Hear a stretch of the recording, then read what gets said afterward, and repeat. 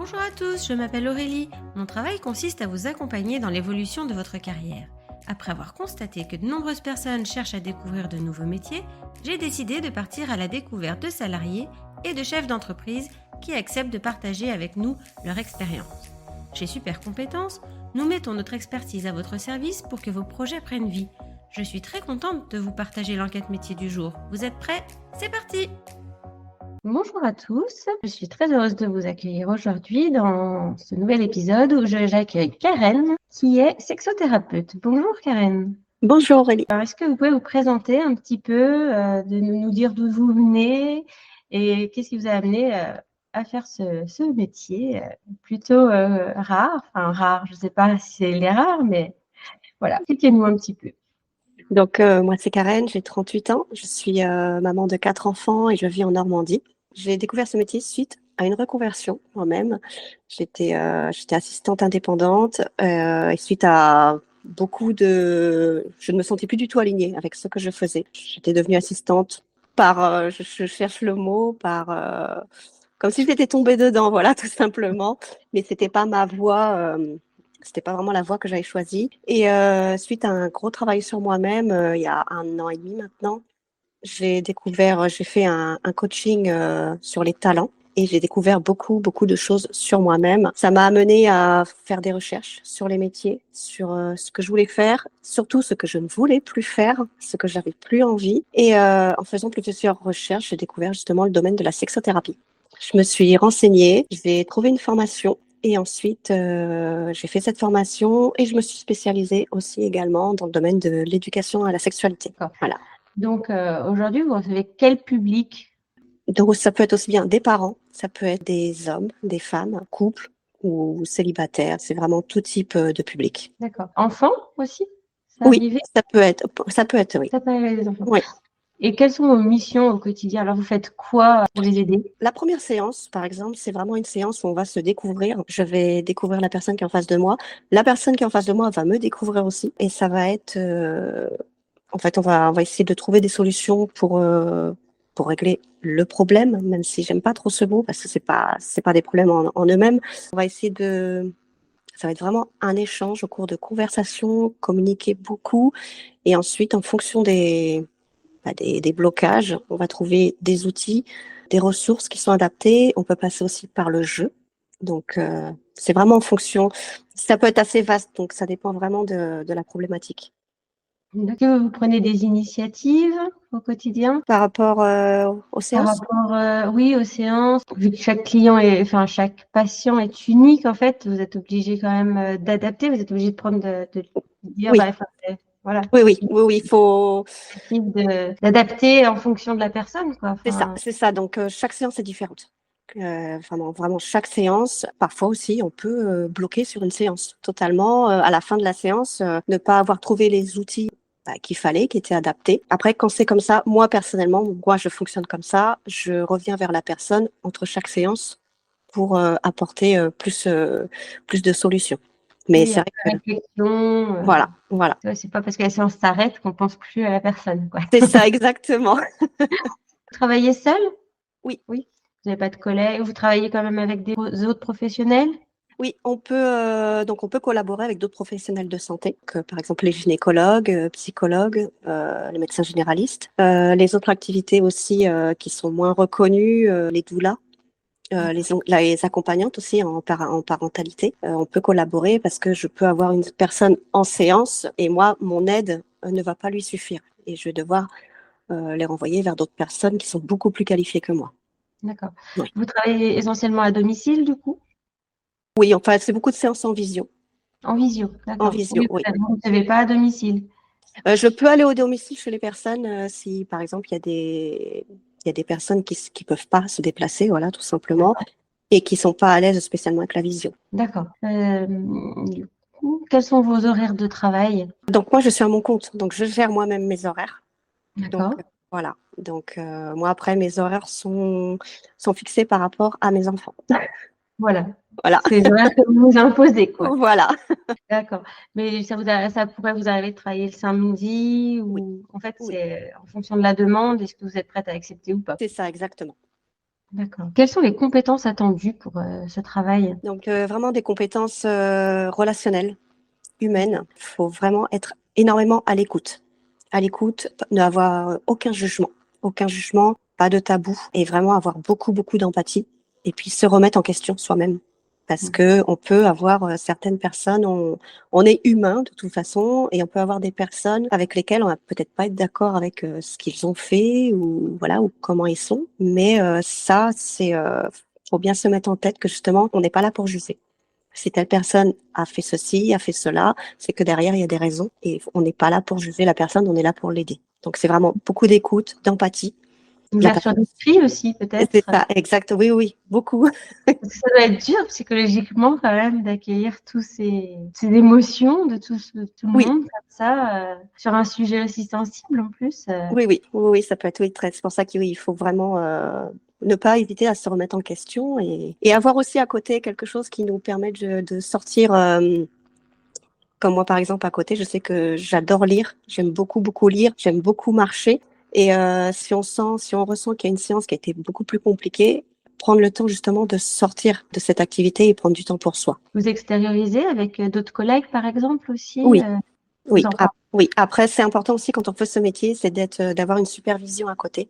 Parce D'accord. que bah déjà pour échanger sur nos activités, ça permet aussi d'avoir d'autres personnes qui sont qui ont beaucoup beaucoup plus d'expérience que nous dans cette activité, donc d'avoir de l'aide et puis d'avoir beaucoup beaucoup plus d'informations et parfois on peut être aussi bloqué tout simplement avec certaines personnes sur certains cas et ne pas hésiter justement à avoir une supervision pour pouvoir en parler et pouvoir apporter plus d'aide à la personne qu'on accompagne. Vu que votre travail est essentiellement visio, je suppose qu'il faut être aussi très concentré pour pas décrocher Oui, quand la personne parle et raconte. Parce que c'est quand on est en tête à tête, c'est le lien il est plus simple. oui. Mais en visio, ça doit être peut-être un peu plus compliqué, non? Oui, en visio, il faut se dire qu'à partir du moment où la séance commence, faut faire le vide, voilà, tout autour et être dans la bulle avec la personne. D'accord. Est-ce qu'il est facile de trouver un emploi dans votre branche? Là, moi, étant donné que je suis à mon compte, on va pas dire que c'est facile, ce serait mentir. Faut vraiment, quand on est à son compte, justement, il y a le domaine d'activité, mais il y a aussi tout le domaine de l'entreprise qui va prendre énormément de temps. Donc, il faut se dire que quand on se lance déjà à son compte, tout simplement, il faut se laisser le temps de se faire connaître. C'est ça. Donc, c'est pas facile, mais c'est pas impossible. Voilà, faut juste se dire que faut se laisser le temps de se donner la visibilité, de se faire connaître et d'avoir les premiers clients. D'accord. L'administratif prend beaucoup de temps par rapport au rendez-vous. Non, pas spécialement, non. Non, Non. l'administratif, c'est vraiment pas ça qui prend le plus de temps. Ce qui prend le plus de temps, c'est se donner une visibilité. Donc sur les réseaux, vous faites Oui, comment? oui, sur les réseaux. Après, c'est beaucoup plus en référencement naturel. Donc, c'est-à-dire les articles de blog, D'accord. le site internet, les fiches Google My Business. Et après, il y a d'autres sexothérapeutes qui développent énormément sur Instagram. D'accord. Est-ce que vous pouvez évoluer professionnellement avec ce métier? Oui, évoluer dans le sens où on peut nous-mêmes former d'autres personnes ou D'accord. aussi sortir un livre peut-être. On D'accord. peut donner des conférences et puis aussi peut-être superviser les autres personnes Proposer d'autres ateliers oui, peut-être oui, avec. oui, la proposition d'ateliers, faire des chroniques dans les radios, ça peut être vraiment plus cette évolution-là. Voilà, une évolution plus au terme de visibilité et devenir experte dans son domaine. D'accord. Est-ce qu'il est envisageable d'en vivre Oui, financièrement? oui, Oui. oui, oui. Oui, oui, il est envisageable et on en vit. Après, comme je disais tout à l'heure, c'est vraiment beaucoup, beaucoup de travail derrière. On en vit. Donc en à peu près un an, c'est ça? Parce que je crois que ça fait un an que Oui, vous c'est avez ça. démarré, vous avez réussi à en vivre. Oui, oui, oui, clairement, oui. C'est bien. Pour une ordre d'idée, c'est combien une séance? Le tarif, Le tarif d'une séance. donc ça peut être entre 60 et 80 euros, une séance individuelle. D'accord. Qui dure Voilà, combien de temps? entre 45 minutes et 1 heure. D'accord. Voilà. Après, ça, tout dépend de l'expertise de la personne, Mhm. son expérience et aussi en fonction du lieu géographique en France. D'accord. une personne qui va vivre en région parisienne ou en Île-de-France pourra mettre un tarif plus haut qu'une personne qui est, je sais pas, au fin fond de la Corrèze. Mais même en visio, du coup, cette différence, parce que vu qu'en visio, il y a moins. Non, c'est les mêmes tarifs. Oui, voilà. Oui, Du coup, oui, je veux dire, même si on est au fin fond de la Corrèze, celui qui est oui. en face ne le sait pas vraiment. Voilà, exactement, c'est ça. C'est peut-être quand on trouve ses clients sur Internet, du coup, c'est un petit peu plus. Enfin, au niveau du prix, du coup, on peut s'aligner sur C'est des ça. tarifs un peu plus hauts. Exactement, oui, c'est plus facile. Et après, il y a certaines sexothérapeutes qui vont faire des séances de 45 minutes, d'autres 60 minutes.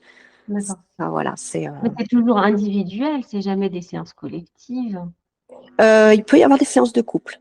D'accord, oui, Ouais. couple, mais jamais avec plusieurs Non, couples, non, plusieurs non. personnes différentes. Ouais. Enfin, moi, personnellement, non. Après, peut-être qu'il y en a d'autres qui le font. Le font. Ouais, voilà. D'accord. Et du coup, combien de rendez-vous par jour vous pourriez assurer pour être bien physiquement, psychologiquement? Après, tout dépend justement des horaires. Ça dépend de plein de choses. Peut-être 4. 4. Ouais, ça dépend. Parce que, enfin, il y a plein de choses à prendre en compte parce que déjà, il y a le temps qu'on a de disponible à prendre en compte et aussi ce qu'on peut assumer dans le Oui, sens psychologique. c'est ce que je Psychologiquement, disais. ce qu'on peut assumer, voilà, dans la journée. C'est ça, parce qu'après, c'est lourd au bout d'un moment à C'est ça. porter tout ça. C'est ça, et il y a beaucoup de réflexion derrière. Quel outil on pourra apporter à cette personne, comment on pourra l'aider, parce qu'il y a la préparation aussi des séances, il y a l'avant, il y a l'après et le pendant. Une question que je pose pas souvent, mais qui me vient en tête aujourd'hui, parce que c'est un métier un peu atypique. L'entourage, comment a réagi l'entourage quand vous avez dit que vous allez vous lancer dans ce domaine? Étonnamment bien.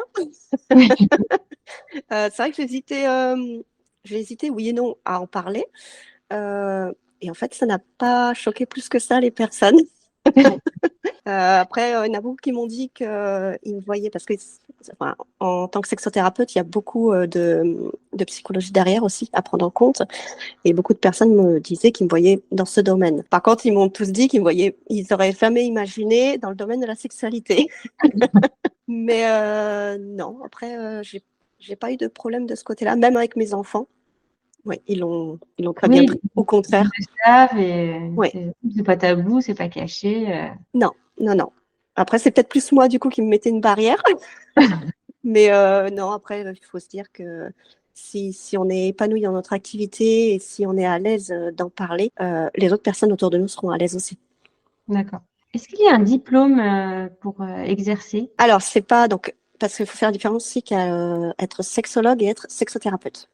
Donc, D'accord. pour être sexologue, il faut être diplômé. Sexothérapeute, c'est une activité qui n'est pas reconnue, mais donc on peut très bien exercer sans certification.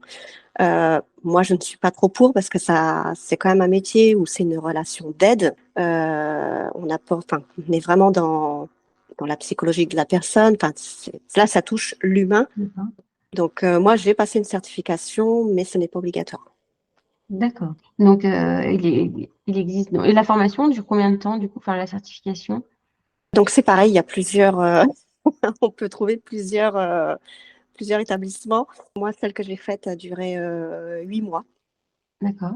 Voilà. Après, il y en a d'autres qui En peuvent durer. distanciel, C'était en- c'est que des cours, il y a des stages, comment ça se passe? Donc là, c'est moi, là, la mienne, c'était complètement en distanciel. Donc, c'était très intensif.